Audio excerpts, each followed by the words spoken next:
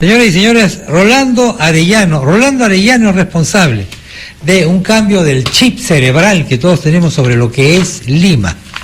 Él ha roto una serie de paradigmas aceptados como religión por una serie de sociólogos, marketólogos y demás ólogos. ¿Por qué? Porque el tema del concepto de los famosos NSE, el nivel socioeconómico, que establecía una serie de categorías de la A a la D, después a la E y a otras más, ha quedado desfasado. Lima es una ciudad muy compleja. Lima, nos lo recuerda el INEI, en una nota que dimos ayer, ya tiene más de 8.500.000 habitantes, por favor. Estamos hablando del Cairo, estamos hablando de México DF y de ciudades así. Bueno, entonces Arellano, como decía, Rolando Arellano nos cambia esa visión, nos pone énfasis en los aspectos culturales, nos dice que el lugar de residencia ya no es el único criterio para establecer cuál es el nivel cultural, socioeconómico y de ingresos de una persona. Rolando, ¿qué tal? Buenas tardes. ¿Cómo está, Chema? Buenas tardes. ¿Qué ha pasado en Lima en los últimos años? Bueno, en Lima ha pasado una revolución inmensa, ¿no? Que es la gran mezcla del Perú que se da en la ciudad, en la ciudad capital, donde, empiezan a hacer lo que yo llamo realmente un Perú mestizo, ¿no? El nuevo mestizaje donde nos juntamos todos los provincianos de todo el país y por primera vez nos encontramos, ¿no? Por primera vez nos encontramos. Porque antes, irónicamente, se decía que Lima representaba a lo más selecto, lo más inteligente, visiones un poco racistas, la verdad, ¿no? Algunos te hablan todavía, yo soy limeño de toda la vida, ¿de qué día? Si crees en la reencarnación puede ser o no. Entonces, eso de alguna manera no ha sido tan fácil, porque ha habido mucho conflicto. No, de hecho, esto ha sido el resultado de un movimiento masivo de migrantes que no ha sido de ninguna manera bien recibido por el limeño tradicional, pero que como pasa con todas las migraciones, en el fondo la mayoría termina imponiéndose y terminamos aceptándonos entre todos, ¿no? Eso es lo que ha pasado con los migrantes en todo el mundo. En todo el mundo. Cuéntale al público lo que me acabas de contar sobre estas iniciativas parlamentarias de fines de los 40, por favor. Bueno, en los años 40, me parece en el 46, 47 ya, que Lima tenía 1 millón de habitantes más o menos, había crecido tanto según los parlamentarios que hubo una iniciativa para pedir pasaporte a los provincianos para llegar a la ciudad, ¿no? Ahora estamos pues con casi 9 millones y la ciudad resiste. El fenómeno de los nuevos ricos, el fenómeno de las nuevas fortunas, el fenómeno de la descentralización de la riqueza dentro de Lima. Rolando, ¿cómo la ves al momento? Bueno, lo que sucede es que cuando hablamos de nuevos ricos hay que hablar con cuidado también, porque mucha gente habla de nuevos ricos porque su abuelo tuvo algo de dinero. Pero él no tiene un mango. Claro, primero o viceversa, o tal vez a partir del abuelo tienen dinero, pero claro. O sea, la generación anterior era un migrante italiano que llegó en un barco. Absolutamente migrante también. Así es. Claro, lo que pasa es que es más blanquito, digamos. Claro, pero digamos que aquí no hay grandes fortunas, salvo algunas grandes familias terratenientes de 4 o 5 generaciones. La mayor parte, incluso nuestra clase alta actual, son generaciones de fortuna, digamos, que han hecho algo de dinero hace máximo 3, 4. Entonces, los migrantes están continuando con esa misma tendencia, solamente que ya son 2 o 3 generaciones en general.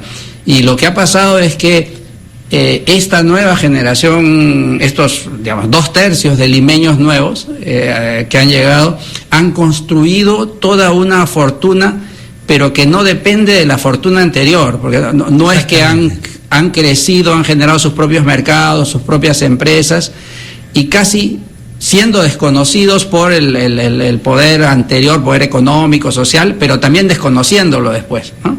Entonces son nuevas riquezas que no se han mezclado con las riquezas anteriores y que están creciendo de manera sorpresiva. O sea, cuando uno ve un fenómeno, por ejemplo, Grupo Añaños. Grupo Añaños, claro, ahí está. Es una riqueza sorpresiva, pero es el clásico tipo del migrante que vino con problemas. Y esta es una transnacional peruana. Claro, es una transnacional. Atención, ¿con plantas en qué países? ¿Plantas en bueno, tienen en Indonesia, tienen en China, tienen en toda América, en México, están muy fuertes. Pero es un ejemplo de migrantes de 2 generaciones. El Barcelona le hace publicidad al grupo Añaños. Claro. Por favor. El otro día lo vi al Guaje Villa, en una foto del Guaje Villa, ¿no es cierto? Disparando un penal. El otro día lo vi con tomando la famosa KR, ¿no? Bueno, la Supercola, no sé cómo se llama. En fin, quédate un instante más, por favor, Rolando. Por favor, con mucho si eres tan amable. Enseguida volvemos. 1:51. Rolando Arellano nos recuerda que de alguna manera todos somos migrantes, todos somos hijos de migrantes. Lo que pasa es que a veces el pigmento de la piel varía, pero eso es un accidente pues genético, ¿no?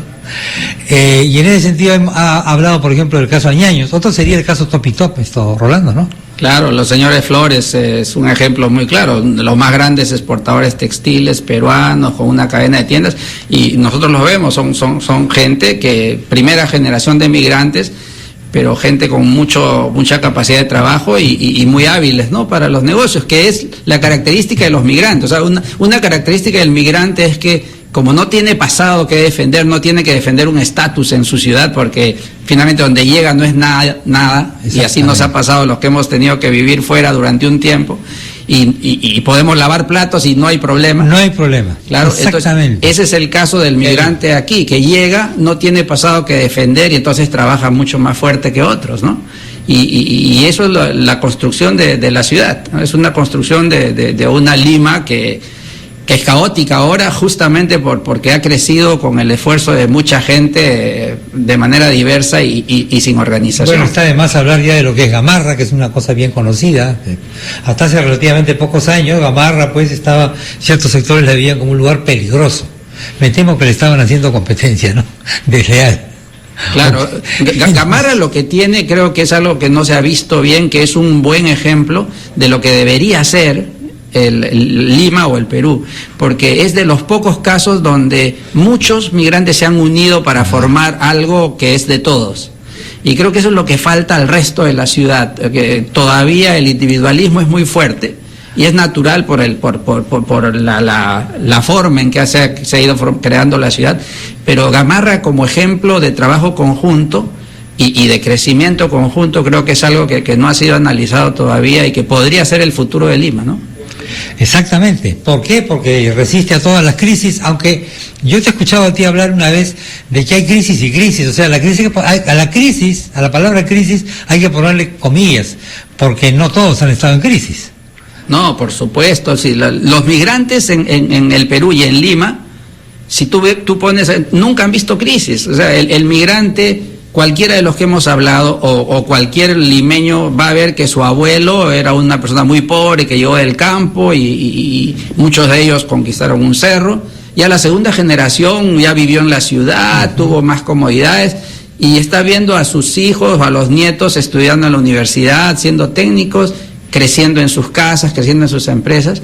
Entonces, la crisis ha sido la crisis de un grupo tradicional, pero parte de este Perú que vemos ahora viene formándose hace 30 años, ¿no?, de este crecimiento del país.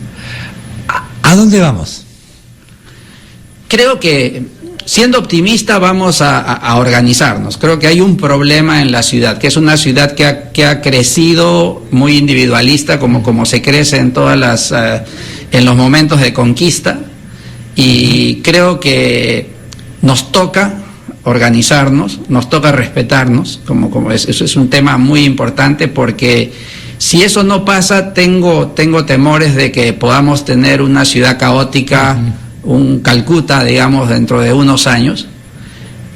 Pero si pasa, y creo que tiene que pasar por liderazgos y estas cosas, probablemente vamos a tener una ciudad con mucha potencia, porque es de las pocas ciudades del mundo y sin duda de América que tiene ventajas de todo tipo. O sea, tiene mar, tiene historia, tiene espacio.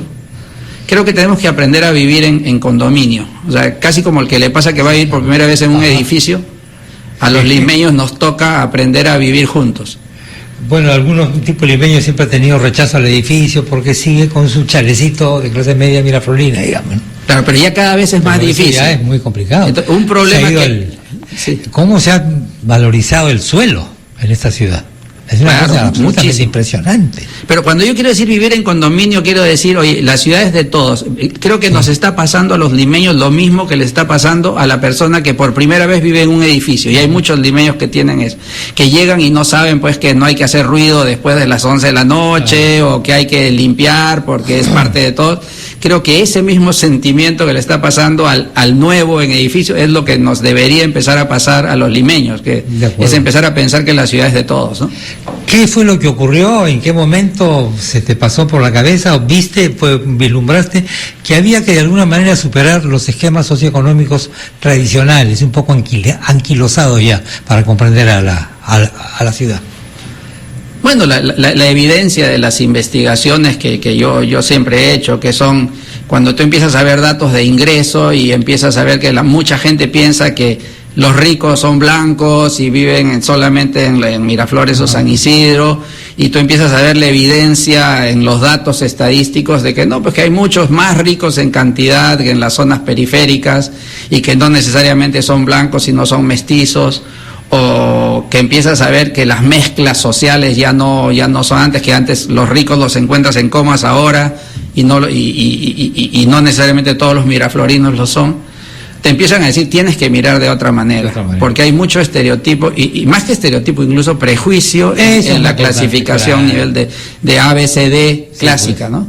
Sí. Que pensar de que necesariamente el rico tiene determinadas características de raza, que esa es un prejuicio importante, claro, pero también de modernidad, ¿no? O sea, por eso es que decían, no, o sea, al pobre no le puedes dar modernidad, y tú ves que unos inversionistas hacen una cosa como Megaplaza, y es muy exitosa, mucho más que lo que podría haber sido en otras zonas. Fenómeno que también está ocurriendo en otras regiones. Es exactamente el mismo fenómeno. En otras regiones también se ha producido una migración de la sierra hacia la ciudad, digamos, y pequeñas ciudades más o menos adormecidas, simpáticas, graciosas, con el ímpetu de un centro comercial de este, descubren su nueva vocación, su otro yo, ¿no? Que lo que está sucediendo es que lo que pasa en Lima aquí está pasando, por ejemplo, en Arequipa, que se ha convertido en el centro del sur, o sea, en la mega capital del sur, y lo mismo Huancayo, que se ha convertido en la mega capital del centro, y en el norte, bueno, en Trujillo y Chiclayo, que también son el centro de atracción del norte. O sea, esto se está repitiendo, y el fenómeno con sus cosas buenas y sus problemas va a seguir creciendo en el país, ¿no? Rolando, muchas gracias por haber estado en el programa. Con mucho gusto, Chema. Rolando Arellano, con motivo del 478 aniversario de la Fundación Española de Lima. Nos vamos a ir a la pausa.